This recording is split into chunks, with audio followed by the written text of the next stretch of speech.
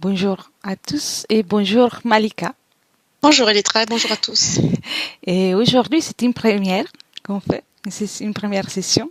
Nous allons Mhm. faire l'investigation numéro 108. Comme d'habitude, le sujet n'est pas connu par le support, donc non plus Malika. Malika est au courant. Non plus. Et c'est un sujet intéressant. Et quand tu es prête, on y va. On a une Très partie bien. du protocole fixe dans laquelle je te poserai des questions sans pouvoir les approfondir. Je Mhm. te demanderai juste si tu as des choses à dire de plus. Et puis, la partie libre. Très bien. Bien. Combien un décompte de 10 à 1, ça te va, Malika?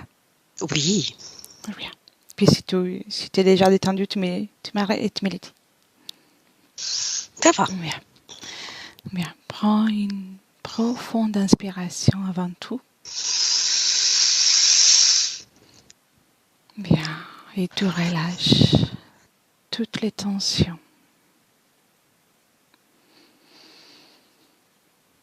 10. Et à chaque inspiration, tu te détends. Et tu rejoins le tas parfait pour faire cette enquête.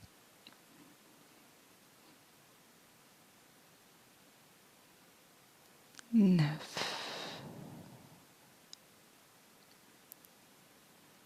De plus en profondeur.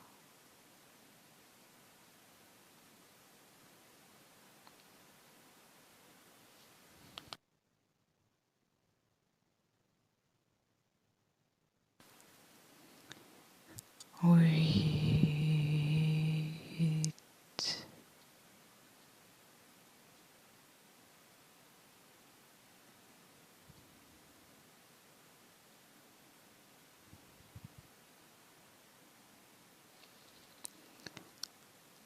7.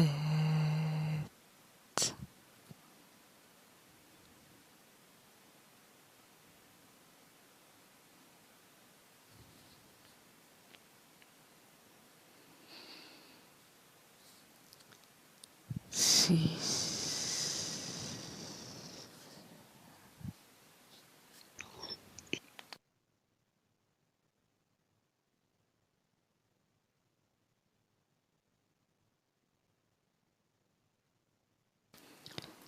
5.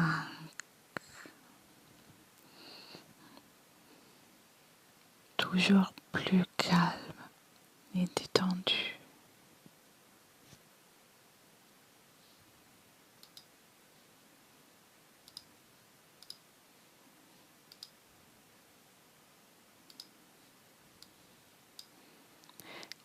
4.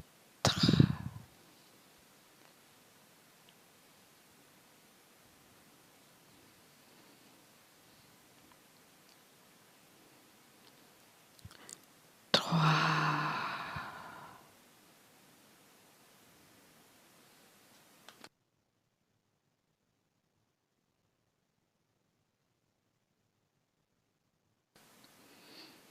2.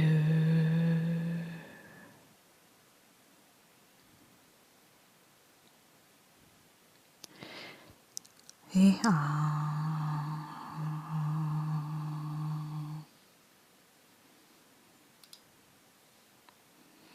Comment ça va, Malika? Très bien. J'ai les paupières lourdes. C'est normal. C'est normal. Je compte de 1 à 3.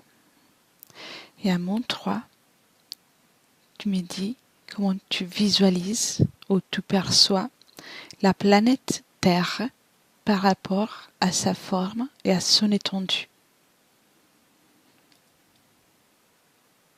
1, 2, 3.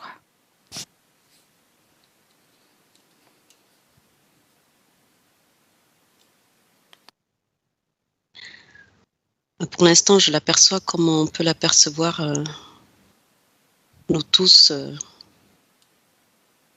en image. Oui, très bien. Y a-t-il quelque chose qui attire ton attention ou veux-tu rajouter quelque chose?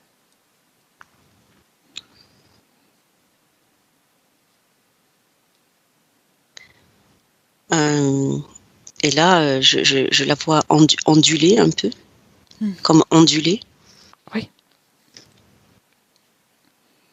mais éclairée dans un fond noir. d'accord.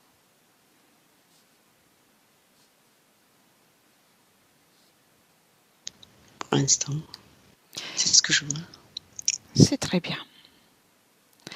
Maintenant, regarde la partie la plus haute de la Terre, la partie qui définit les limites, la surface de la planète, et décris-la telle que tu la vois ou visualises,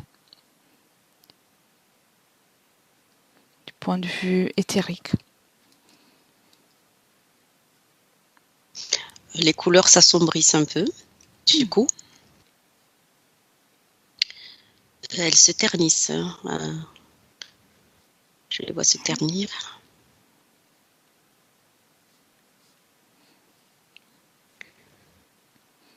Voilà. Il y a d'autres choses que... Euh, comme je la vois comme être attaquée par comme comme une fourmilière, mais un peu c'est une vision un peu graphique. Oui, je vois. Voilà. Comme une gangrène qui se Oui. propage. Comment te sens-tu vis-à-vis de cette vision?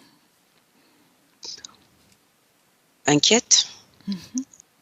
Non, on n'a pas besoin de l'inquiétude maintenant. On observe seulement. D'accord. Rassure-toi. Remets-toi dans tes fréquences. Si tu Mhm. veux, tu peux aussi chercher mon regard. Que ça te Mhm. peut synchroniser tes fréquences avec Très moi. bien. C'est mieux. Identifie-moi d'abord, avant tout, et tu peux te synchroniser avec mon regard. Mhm. Tu es en sécurité. C'est juste une balade. Mhm. Oui. Parfait. Très bien. Maintenant, Malika, à mon 3, prends une profonde inspiration. Profonde. Et plonge dans la partie plus profonde de la Terre. Et dis-moi ce que tu perçois et visualises. Tu inspires, tu expires et tu descends en profondeur. 1, 2, 3.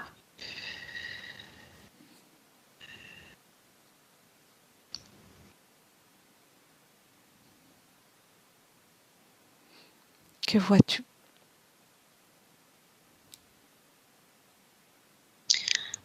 On est dans un espace vide, comme un désert, et j'aperçois comme des êtres habillés en blanc.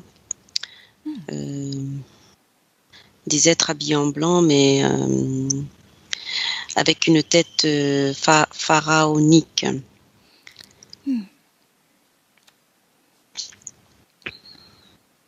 Intéressant. Mais j'ai fait un plongeon jusqu'à intérieur. C'est très bien. Bravo. C'était ça.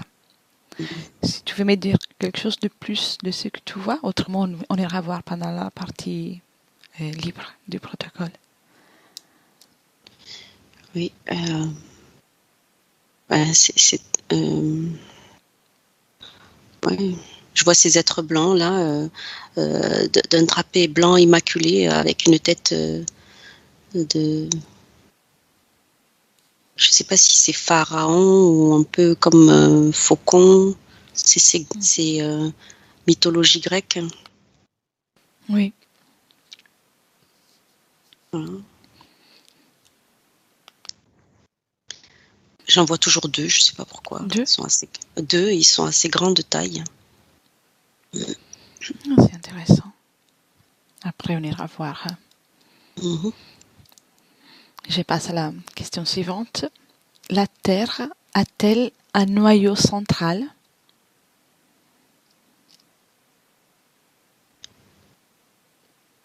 Le noyau central.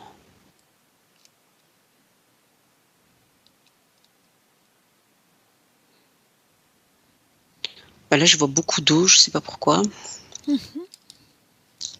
Le noyau central, c'est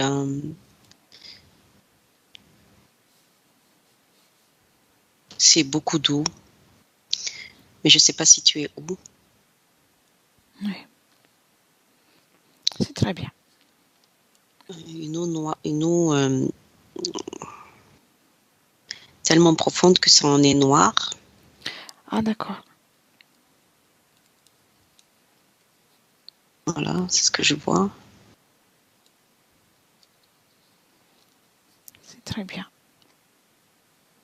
Maintenant, tu peux déconnecter de ces images. On y reviendra après.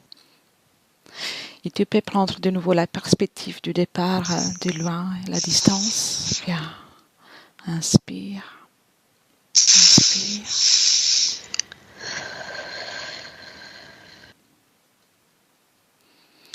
Quel âge a la Terre?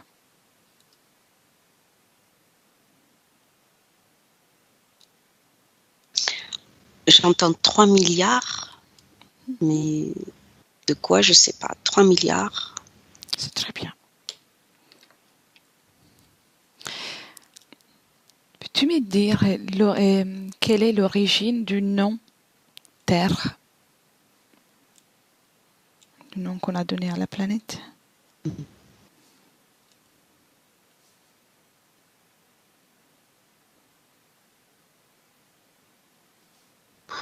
Ouais, j'ai des mots qui viennent, j'en ai 2, mais je ne sais pas si c'est ça. Tu peux le dire, ne réfléchis pas. Terra, Terrus,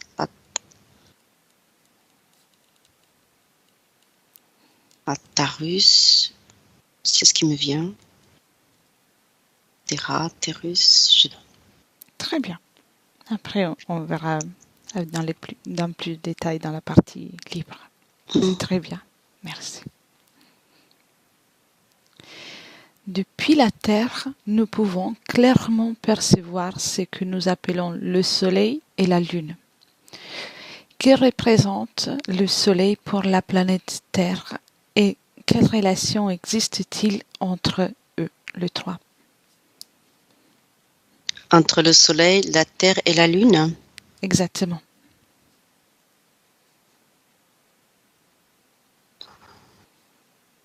J'ai le mot complémentarité qui vient déjà.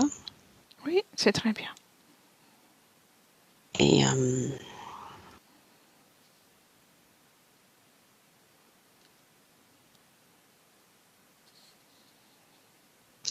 j'ai Soleil et Lune émetteurs, la Terre réceptrice. Oui. Je me rappelle plus de la question. Pardon. C'était long, c'est normal. Je vais la répéter. Quel représente le Soleil pour la planète Terre?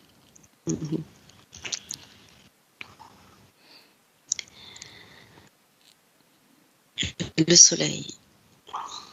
Si on pense qu'au Soleil, mais comme ça après on divise les deux. Oui, il y a l'idée de réchauffement et il y a une notion vibratoire, de haute vibration.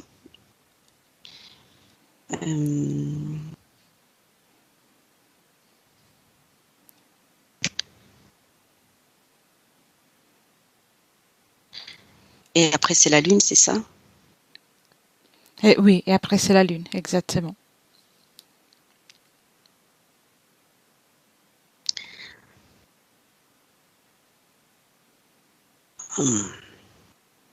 Mais la Lune, c'est tout ce qui est froid, tout ce qui est caché. Et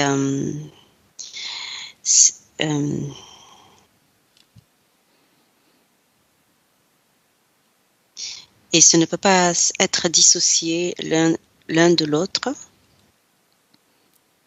Oui. Par rapport à la Terre.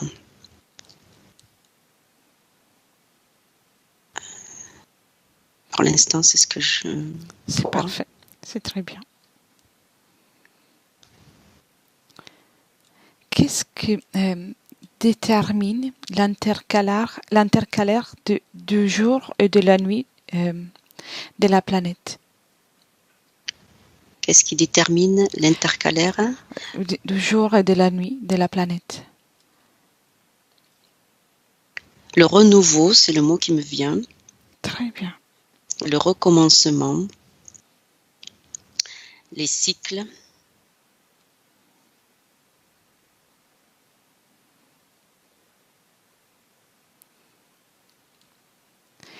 Et qu'est-ce qui détermine l'intercalaire des saisons de la planète Terre?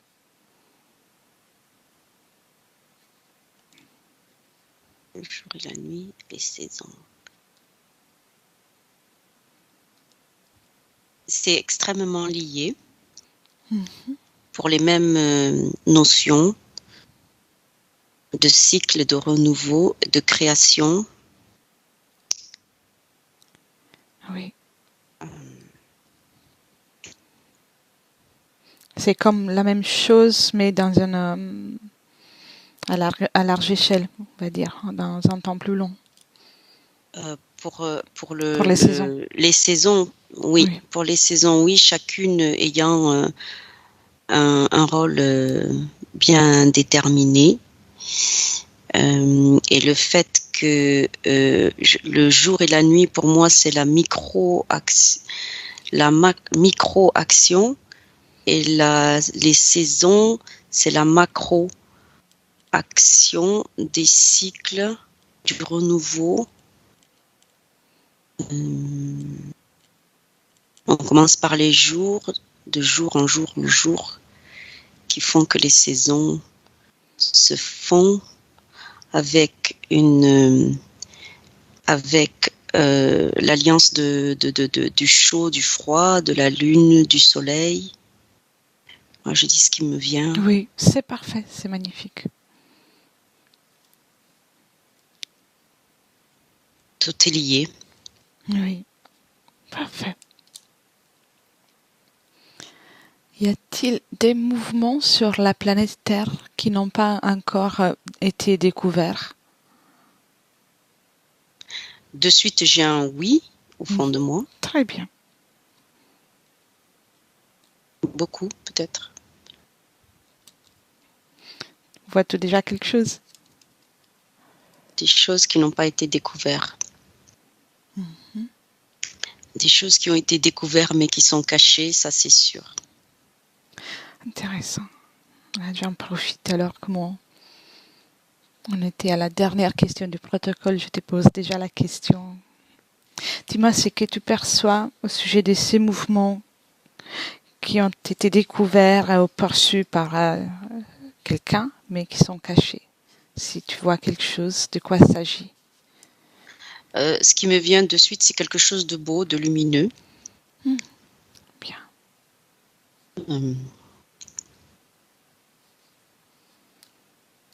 Bien. Et quelque chose, en tout cas,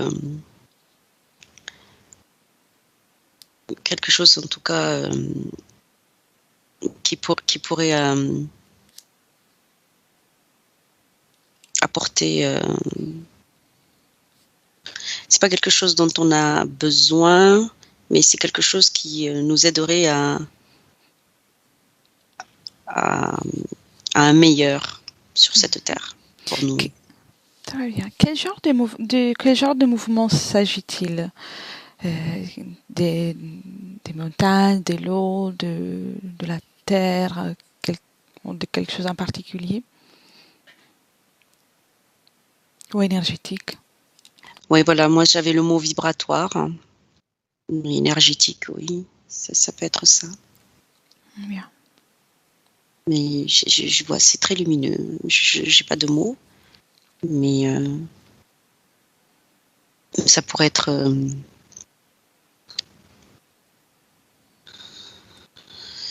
ça.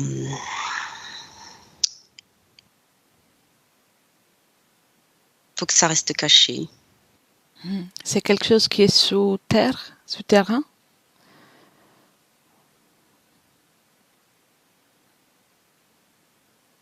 aussi. Non, pas que je sache, mais j'ai pas d'informations. Est-ce que c'est quelque chose qui est sous terre? Donc c'est quelque chose qui peut être aussi dans la surface, dans l'atmosphère, un peu partout. Le premier mot qui m'est arrivé, c'est vibratoire. Oui, très bien. Qui est rentré en contact avec cette information et quand? L'information qu'il y a quelque chose qu'on ne connaît pas, qui n'est pas diffusé. S'il y a quelqu'un qui est au courant, quelqu'un de scientifique ou de...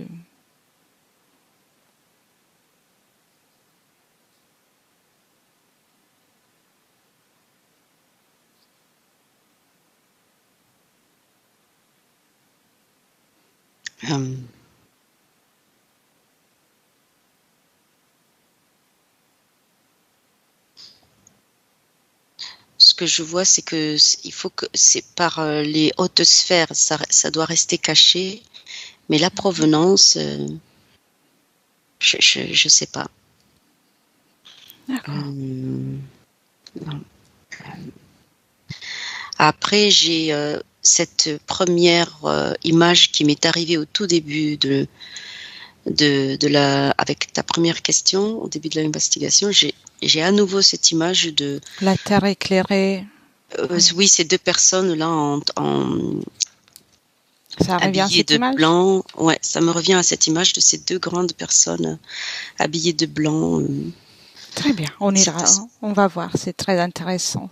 Ils étaient en profondeur, donc on y va. C'était dans la profondeur, oui. Tu peux plonger en toute sécurité, à observer.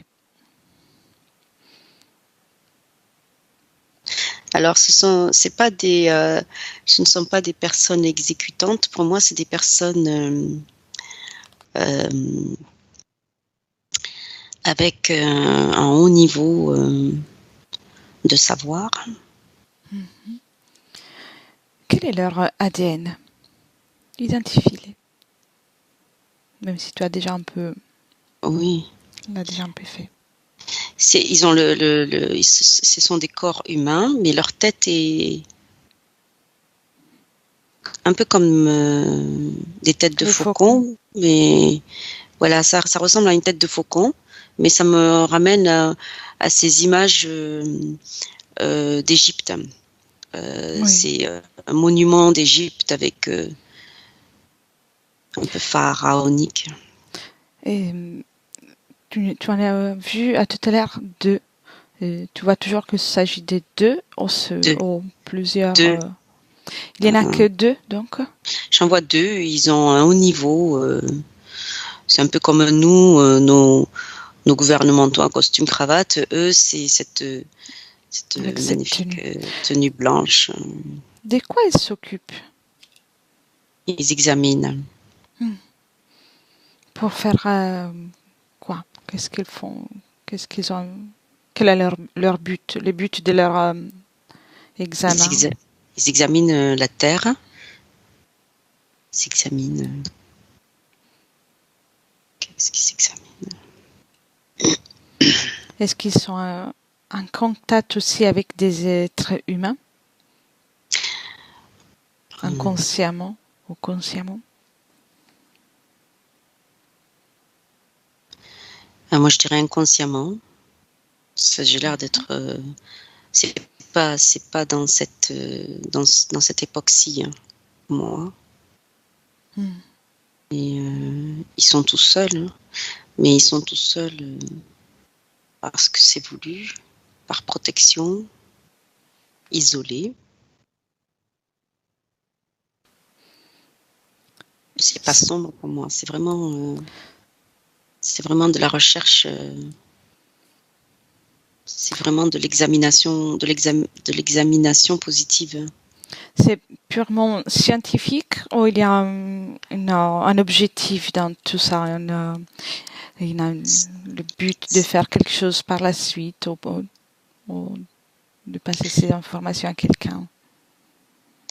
Scientifique, j'ai pas cette impression, j'ai pas cette ambiance scientifique. Moi, j'ai plutôt une ambiance plutôt de maître savant. D'accord. Comme à Intéressant. l'époque. Il y a Dans le ici et maintenant, ici aujourd'hui, 2021, sont-ils toujours présents à ce point de la Terre en profondeur?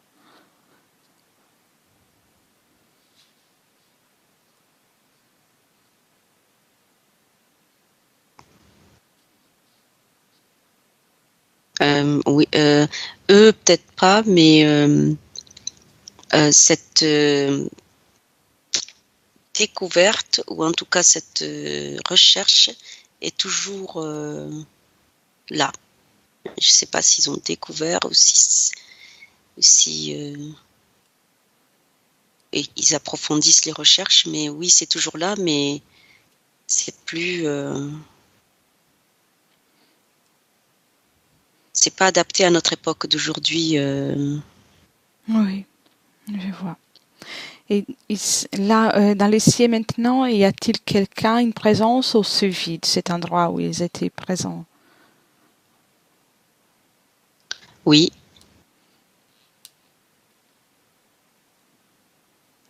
Y a-t-il quelqu'un dans cet endroit?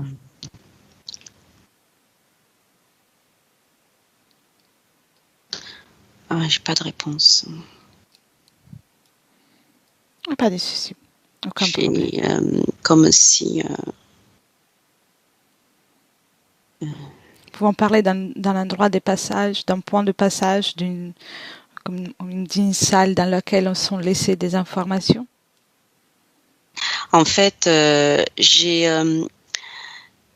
le sait, ça existe, mais on l'oublie. On l'oublie, enfin, on le met de... On le sait, ça existe, mais on le... Ça me fait penser comme un noyau où on pourrait se cacher ou abriter comme l'essence plus pure de la Terre, comme une conscience, si on peut parler de conscience toujours. Alors, tout à fait, quand tu dis essence de la Terre, c'est vrai que voilà, c'est désert, mais pas... Parce que quand on dit désert, il y a le mot sec, il y a le mot aride, alors que là, c'est vraiment presque paradisiaque, dénudé, presque paradisiaque. Et oui, c'est comme une essence, effectivement, le mot est juste... enfin, en tout cas, ça représente bien ce que je vois. Et mais c'est pas que ce soit ignoré, mais c'est pas...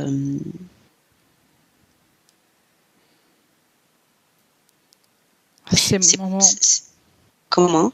À ces moments, peut-être l'humanité est moins attentive à ça? C'est préservé.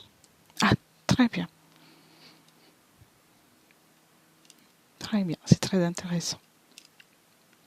Est-ce qu'ils nous ont perçus à tout à l'heure, les deux, si on revient dans l'image, dans le moment où il y avait les deux êtres, ils nous ont-ils perçus? Alors moi, je les vois très très grands, donc j'ai l'impression que je suis une fourmi, puisque je les vois, et qu'ils ne me voient pas. D'accord, c'était une curiosité. Je pense qu'il doit avoir plusieurs visites, donc oui. il ne s'occupe pas de nous. Très bien. Et dans les noyaux, quand je t'ai demandé de te connecter au noyau, tu as vu de l'eau et sombre, donc de l'eau noire. De l'eau noire oui. Voilà, de par sa profondeur. De l'eau noire. C'est une représentatif, métaphorique, ou c'est vraiment de l'eau, ce que tu peux observer? Comme quelque chose d'ésotérique, ou c'est vraiment, tu l'aperçois quasi physiquement? Quasi physiquement, non. Non, c'était représentatif. Très bien. Physiquement, non. Représentatif. Quel est la fonction de cette eau, de la présence de cette eau? Moi, je la vois comme un trou, hein. Comme un tourbillon figé. Pas un tourbillon, mais un tourbillon figé, un tourbillon d'eau profond, figé, donc tellement profond que noir. Et après, j'essaye de situer. C'est très bien aussi. Et au niveau de fréquence vibratoire, quel est ton ressenti par rapport à ça? C'est noir, quoi. Hein. C'est noir, mais c'est pas épeurant. Je vois. C'est vraiment. On se demande où est-ce que. Qu'est-ce qu'il y a, quoi, au fond. Une profondeur comme des abysses. Cela me fait penser, tu as vu l'endroit bien lumineux à préserver et les abysses. Puis on a le soleil et la lune. Et c'est une dualité qui est permanente dans ce système solaire. Est-ce que ça résonne? Soit au niveau physique qu'éthérique, donc. Le jour, la nuit. Le jour, la nuit, tout à fait, c'est un duel. La dualité noir, blanc, bon, méchant. Ça me fait penser qu'il y a un lien entre ça. Tout à fait, oui, c'est vrai. Oui, cette partie, cette belle partie blanche où j'ai vu ces deux êtres. Et puis les profondeurs de l'eau, l'essence de la terre, le soleil, la lune, absolument. C'est comme une particularité qui est de la terre, vraiment quelque chose qui fait partie de la terre. Est-ce qu'il y a un lien avec tout ça aussi, avec la présence du soleil et de la lune, niveau éthérique, ou pas du tout?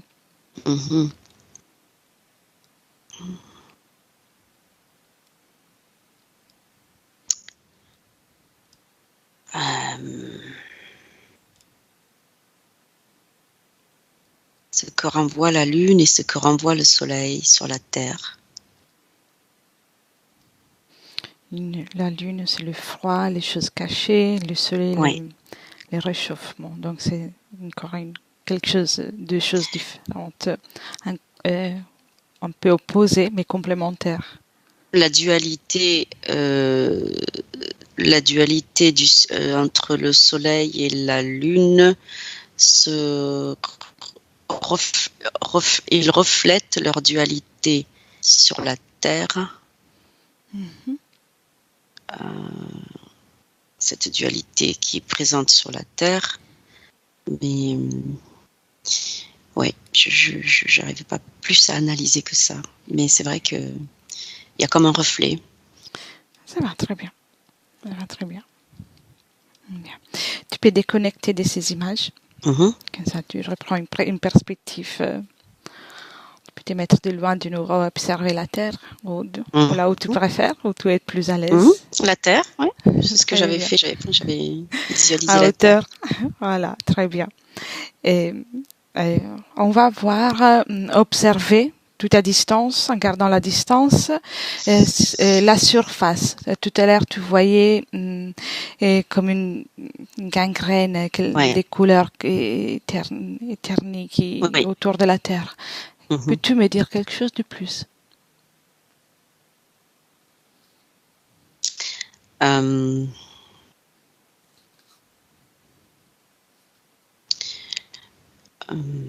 Il y a comme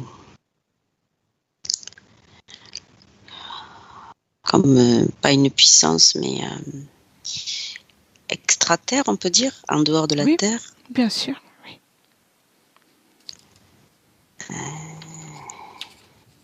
Une action, ou je ne sais pas si on peut dire si tu peux le dire. Il y a quelque chose qui est en dehors de la Terre, bien au-delà, extraterre, de noir, de pas terrible, quoi. D'accord. qui agit, mais cette gangrène, elle est évolutive, mais très lente. Voilà. Bien. Et donc c'est très lente. Cela peut être quelque chose Comme un eczéma qui évolue lentement sur la peau, comme une maladie. Oui. Comme une maladie, mais elle n'est pas incurable, c'est ce qui me vient. Oui, j'allais te demander ça. Et si on fait une hypothèse d'amélioration, Voilà. est-ce que cette amélioration, c'est possible qu'elle vienne directement de la Terre, comme tu voyais la luminosité et les fréquences, les mouvements de vibratoires positifs qu'elle peut émettre aussi? Voilà, c'est le mot qui me vient, c'est un duel. Un duel, c'est je te pousse, tu me pousses, je te pousse, tu me pousses. Voilà, c'est pour ça que cette gangrène, elle est lente. Et Elle n'a pas gagné non plus. Voilà, je vois pas la partie, la solution à ça, mais ce qui m'est arrivé, c'est que effectivement, ce n'est pas incurable. Bien. C'est voilà, il y a elle peut s'en sortir. Très bien. Et si on observe toute la ligne temporelle, depuis là on peut tout observer, donc imaginons toute la ligne temporelle de la planète Terre, est-ce qu'il y a déjà eu des épisodes comme cette maladie, on va l'appeler ainsi, pour la planète, ou c'est nouveau? C'est là depuis longtemps. Ah, donc c'est toujours la même? C'est ce qui me vient, c'est là, comment dire, comme des petites fourmis minuscules, cette gangrène, c'est là depuis longtemps. Est-ce qu'elle bouge, cette espèce de fourmis, elles vont ailleurs après avoir été sur Terre ou elles restent là? Alors, c'est comme une plaque le mot, j'avais utilisé le mot fourmi, mais c'est vraiment comme magnétique, comme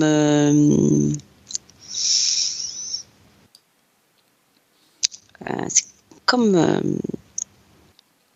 comment Parce dire, que métallique comme. oui, voilà, c'est comme si c'était on a comment on appelle ça là?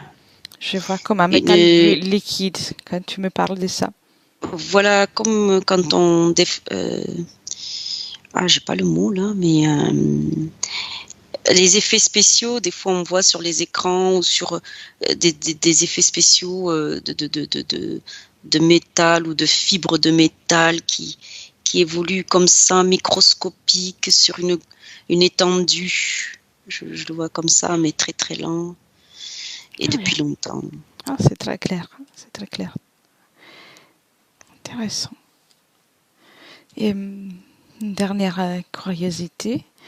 Et là, on peut parler d'une conscience au sujet de la Terre. On peut dire que la Terre elle a une conscience unique. Une conscience, oui.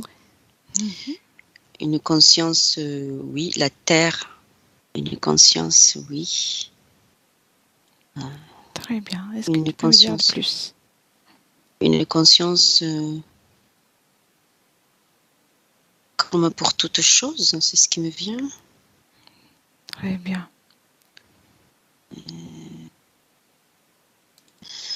Conscience affaiblie.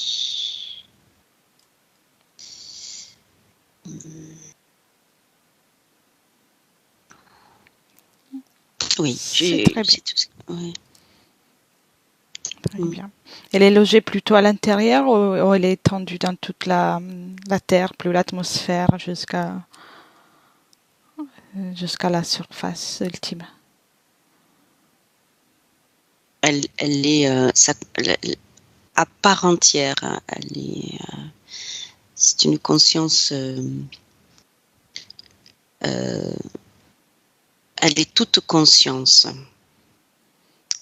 Oui. Je ne saurais pas comment dire. C'est très bien. Cela est ainsi aussi pour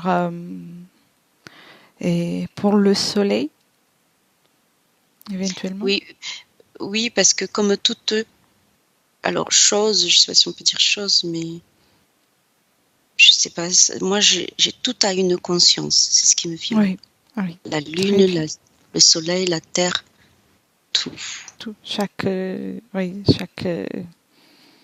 La conscience étant la conscience, tout a une conscience. Présence dans chaque chose. Oui, je parle d'autres mots de l'univers. Dans l'univers, donc. Oui, c'est ce qui me vient. Oui.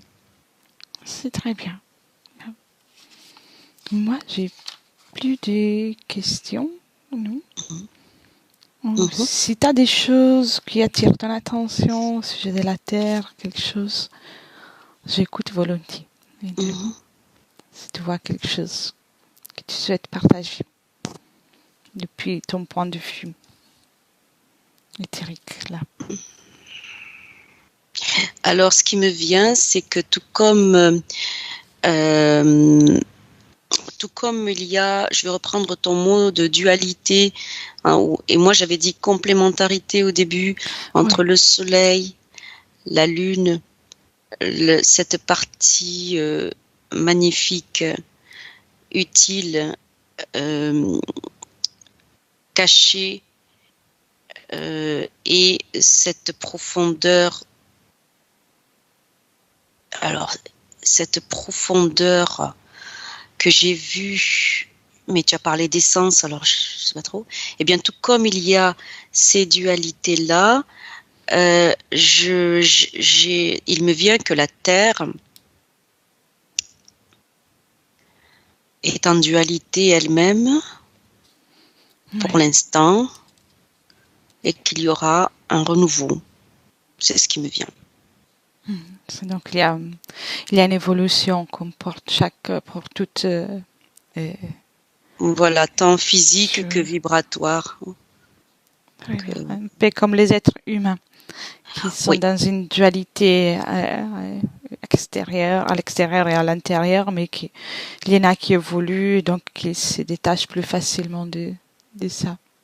Voilà, alors voilà, c'est exactement ça, et que c'est nécessaire.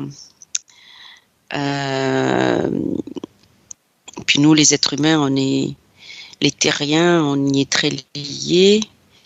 On est pas, j'allais dire responsable, mais c'est pas le mot.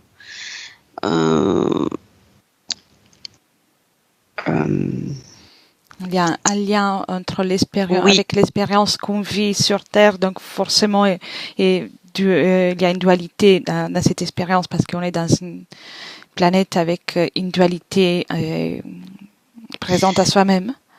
C'est ça, en fait, c'est toutes ces âmes qui venons nous incarner sur la Terre, d'où que nous venions et quoi qui nous arrive en chemin, interférer, pas interférer, eh bien, fait que la Terre est ce qu'elle est. Oui. Ça, c'est très important. Oui, je trouve que c'est un beau message important. C'est ce qui me vient. Donc, tout est lié. Oui. Très bien. On n'est pas là au hasard, donc il y a une expérience qui rentre en résonance avec la fréquence et la dualité de la Terre. Absolument. La dualité, ouais, c'est ça. Parfait. C'est dommage parce que j'ai des notions qui me viennent, mais j'ai du mal, je trouve pas le vocabulaire pour les dire. C'est tout à fait normal quand on est en hypnose. On a souvent de la difficulté à exprimer, mais tu as été très clair, donc rassure-toi. Merci. Si tu veux rajouter quelque chose, je le prends. Autrement, on rentre. Voilà, c'est tout. Oui. Très bien. Alors, prends une bonne profonde respiration et commence par déconnecter. Déconnecte de tout et de tous. Et tu reviens dans tes énergies à toi, dans ton espace énergétique. Et avec le 1, tu commences par régénérer tout ton corps énergétique. Récupère les forces que tu as utilisées pour faire cette balade. Et pour faire ça, tu peux choisir une fréquence que tu préfères et la faire jaillir dans ton corps à chaque battement de cœur. Et tu te sens à merveille. Avec les 2, maintenant, c'est même ton corps physique qui commence à profiter de cette belle fréquence et chaque cellule pétille de joie, de sérénité, de bonheur, le muscle, les nerfs, le système sanguin, tout ton corps commence à se réveiller et à se sentir bien, rempli de force. Et maintenant, tu peux prendre conscience de la pièce dans laquelle tu es situé. Ton corps, si tu veux apporter du mouvement, les mains, les pieds, le dos. Et à mon 3, tu peux, quand tu veux, ouvrir les yeux.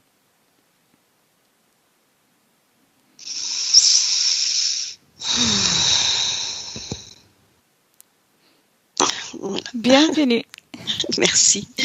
Ça va? Très bien, merci. Merci beaucoup Malika pour ces belles informations. Merci a toi. E a une prochaine. A bientôt, merci. Benvenuto a questo nuovo video di Disclosures. Oggi parliamo della cosiddetta sessione di ipnosi investigativa. In realtà non esiste una sessione di ipnosi investigativa. Non che non si possa fare investigazione di ipnosi, però è che non esiste una sola sessione di ipnosi per dire si è fatta investigazione, per prendere quell'informazione come buona. Perché? Sappiamo intanto che l'informazione che arriva in ipnosi è molto contaminata, la percentuale di inquinamento dell'informazione è altissima. Pensate a questa informazione che viaggia per tantissime dimensioni, attraversa densità, passa per coscienze che volontariamente o involontariamente possono distorcerla e poi arriva infine alla persona che sta in ipnosi, che ha una coscienza, ha una mente, ha un'esperienza e interpreta questa informazione secondo la sua struttura mentale, secondo le sue credenze, che per quanto si possa essere più o meno liberi mentalmente, liberi pensatori, sempre c'è una parte subliminale che interpreta in base all'educazione ricevuta, alla cultura e perché no anche tutte le esperienze di esistenze passate che ancora lasciano un segno in noi. Per capirci è come se dovessimo parlare con un'altra persona immersi nell'acqua, a qualche metro di distanza, cercando di utilizzare un mezzo, che è quello della corda vocale, che è fatto per produrre suoni da trasmettere nell'aria. Noi stiamo utilizzando questo strumento per far passare un'onda sonora nell'acqua o in un liquido.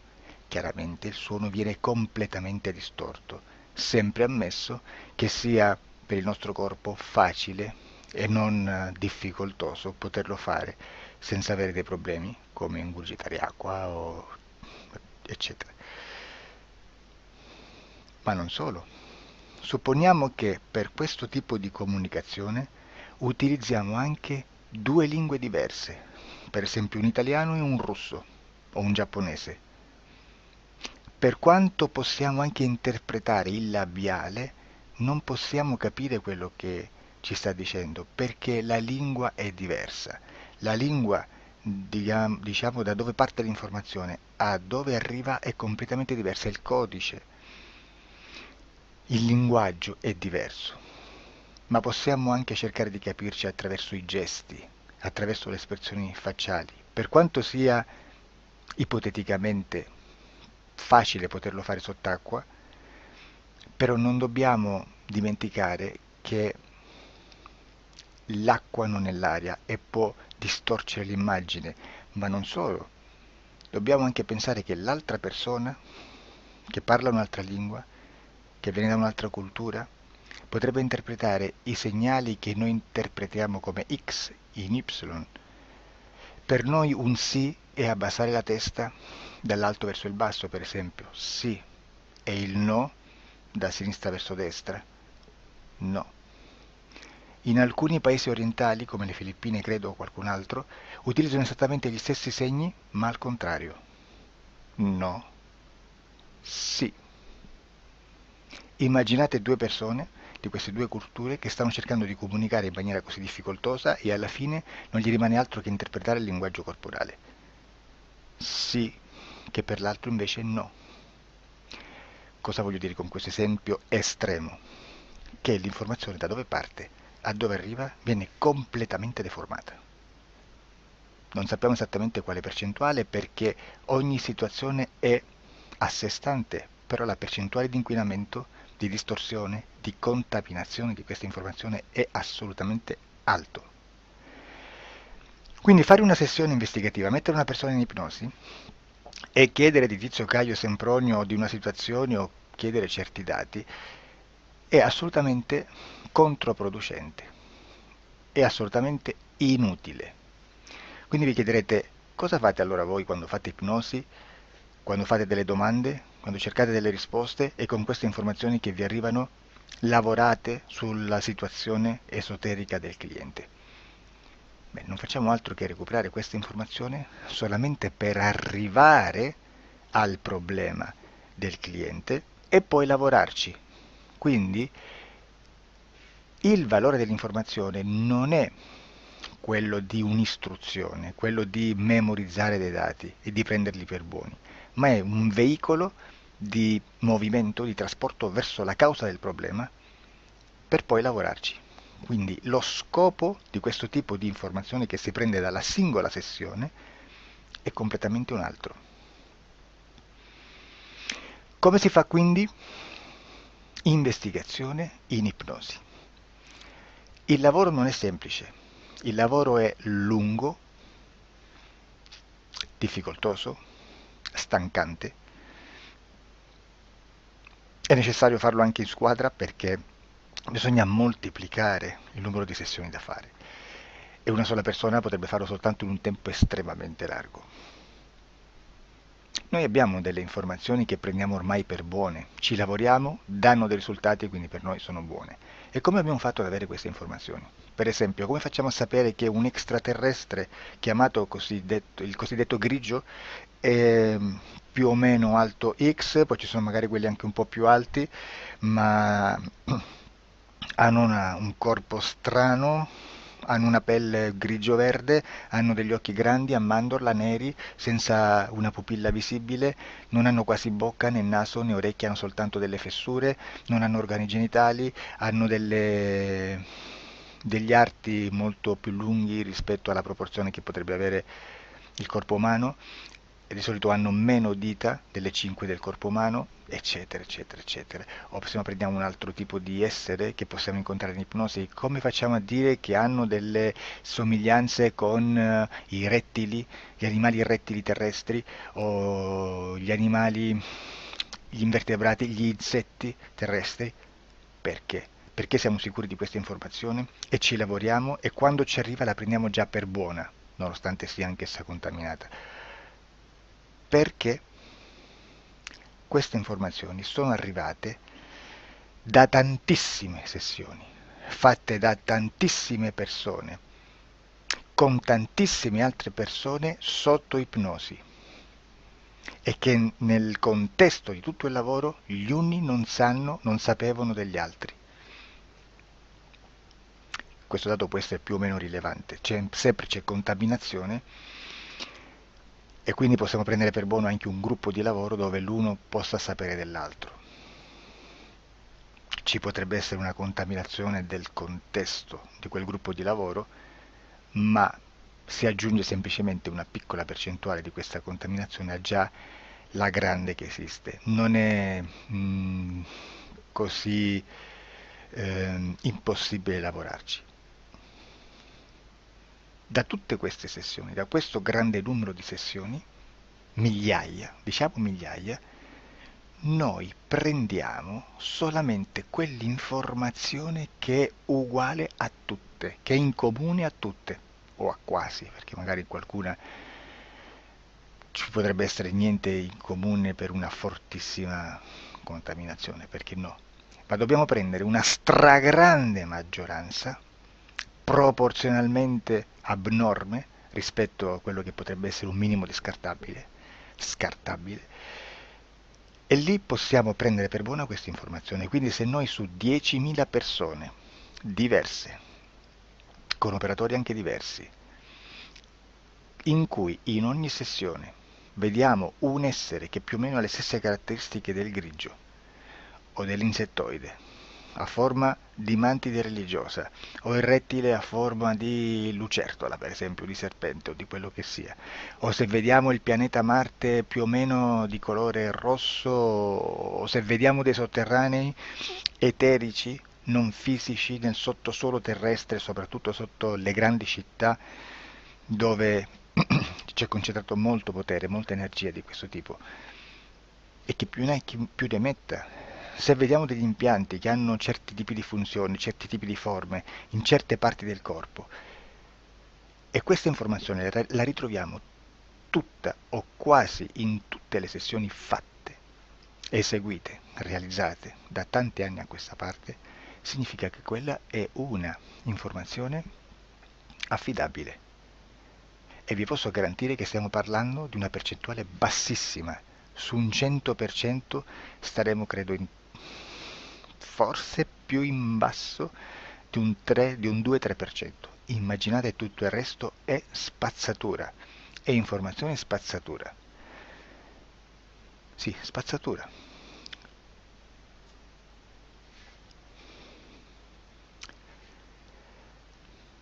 C'è anche un'altra cosa da dire. Supponiamo che un operatore faccia un'ipnosi e voglia andare a vedere cosa fa Tizio, cosa fa Caio, cosa fa Sempronio. Arrivano delle informazioni e si dice che Tizio è biondo, Caio è zoppo e Sempronio è uno sportivo. Intanto già abbiamo detto che una sessione soltanto non serve, d'accordo?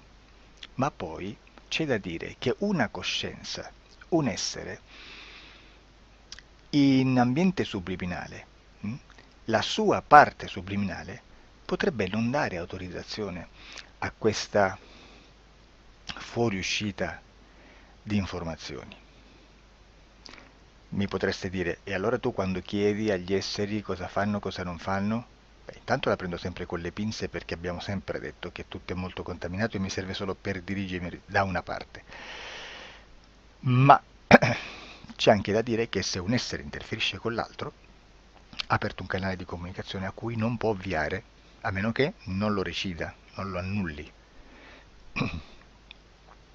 Quindi quando io faccio la domanda a un essere, se lo faccio attraverso l'interferito, mi arriva l'informazione per un canale aperto che sottostà alla volontà dell'interferito. Sulla volontà dell'interferito parleremo in un prossimo video disclosures. Però, se io voglio fare un'investigazione sopra Tizio, Caio e Sempronio, che non hanno nessun collegamento, nessuna interazione e nessuna interferenza con il soggetto con cui io sto realizzando l'ipnosi, non è detto che mi arrivi questa informazione. Assolutamente. Potrebbe esserci completamente un muro. Come potrebbe esserci informazioni, perché quell'altra parte potrebbe autorizzare comunque. Ma non è detto. E comunque quando ci arrivano informazioni, in una situazione di non interferenza o non interazione, non possiamo sapere esattamente se sono informazioni che ha autorizzato la parte subliminale dell'altra persona o dell'altro essere, o qualche altro essere, qualche altra entità furba approfitta della situazione osserva quello che sta succedendo, si mette in mezzo, si fa passare per l'altro e dà informazioni, ovviamente distorte, prima perché poi non è detto che debba conoscerle, e anche se fosse potrebbe manipolarle a sua volontà e a suo vantaggio. E quindi immaginate che situazione ridicola ci si viene a trovare, in quale situazione ridicola ci si viene a trovare in questi casi. Da qui si vede quando un operatore riesce a utilizzare l'informazione in ipnosi come per lavorare su un soggetto. Da qui l'osservatore attento delle sessioni di ipnosi riesce a capire se quell'ipnosi è un'ipnosi affidabile, un'ipnosi con un livello di informazione certa, con una alta percentuale di informazione certa. Non vi nascondo che in futuro potrei anche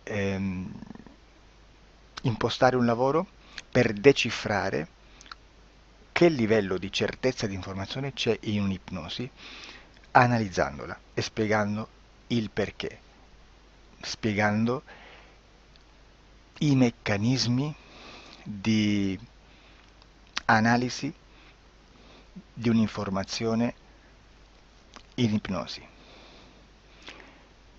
che poi anche è molto istintivo.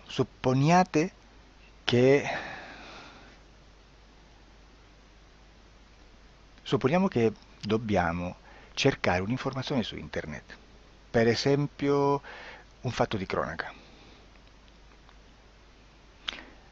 Voi preferite mettervi su un sito ufficiale? A caso.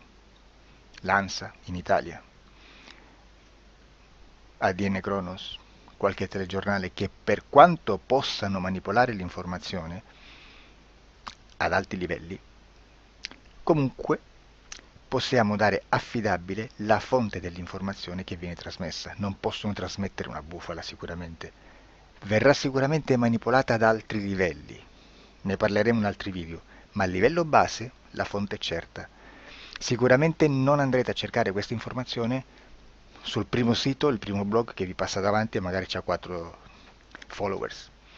Perché? Perché non vi dà nessuna garanzia della certezza della fonte. Non c'è un controllo né nella struttura interna di questa agenzia di informazione e né dal grande pubblico che per la quantità di persone che attingono quell'informazione si può dedurre se l'informazione è certa o meno, perché è un'informazione che passa in un pubblico così vasto che se ci dovesse essere una distorsione con la realtà è molto probabile che venga fuori. Credo che abbia detto quasi tutto sulle sessioni investigative. Prima di chiudere aggiungo che proprio per questo stiamo conducendo dei cicli di investigazione in ipnosi regressiva che comprendono tante sessioni con persone diverse, con una buona o eccellente suscettibilità ipnotica sicuramente, per poter indagare su spazi ristretti su alcuni temi. Perché dico spazi ristretti? Perché se andiamo a prendere eventi grandi nel tempo, nello spazio, storici, parlare di qualcosa di molto generico implica una quantità di sessioni abnorme. Immaginate se dovessimo fare una sessione investigativa sui buchi neri, quanta informazione ci sarebbe e quante informazioni da filtrare. Sarebbe quasi impossibile farlo in questa maniera. Ma se noi riduciamo lo spazio di investigazione, se noi prendiamo per esempio, investighiamo sulla pedofilia nella Chiesa Cattolica, ecco, se già restringiamo il campo d'azione è molto più facile che possiamo attingere informazioni affidabili presuntamente affidabili, con un numero di sessioni sicuramente alte, ma ridotte rispetto ad altri tipi di sessioni molto più generiche, su temi molto più generici. Quindi per fare anche delle investigazioni su temi molto generici bisogna suddividerli in temi, in dettagli, per poi alla fine, quando tutta l'informazione è stata filtrata ed è stata dedotta l'informazione comune, si possono mettere insieme per cominciare a costruire il quadro, mettere insieme tutti i puzzles. Questo è il vero senso dell'informazione in ipnosi, quando si fa ipnosi investigativa. La sessione per risolvere una problematica, un problema, con una presunta origine esoterica di un cliente, di una persona, è un'altra cosa, sono altri metodi, altre tecniche e l'informazione si usa in un'altra maniera, ha un altro scopo. Grazie, ci vediamo al prossimo video. Disclosure.